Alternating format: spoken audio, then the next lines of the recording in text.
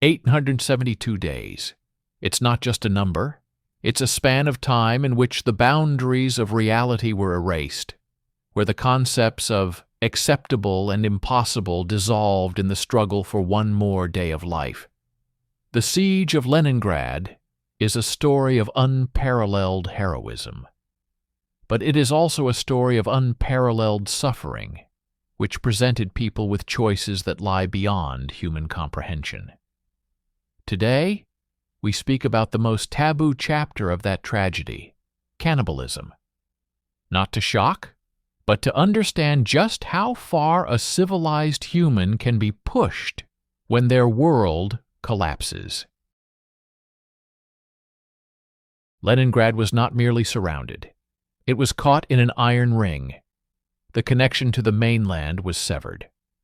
By November 1941, rations had fallen to a catastrophic 125 grams of bread per day for dependents.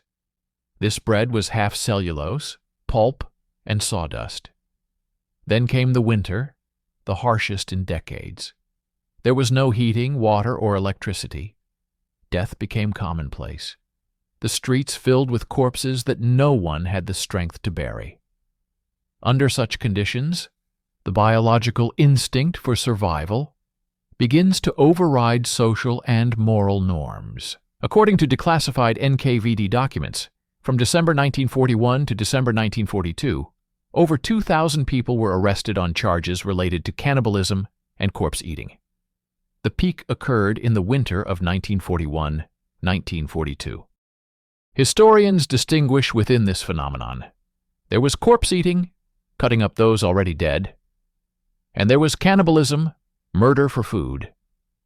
The latter was far rarer, but it was this that cast the most dreadful terror over the tormented city. So how do we make sense of this? Anthropologists and philosophers state, under conditions of absolute starvation, when society ceases to function, the survival instinct can outweigh cultural taboos. It's crucial to understand.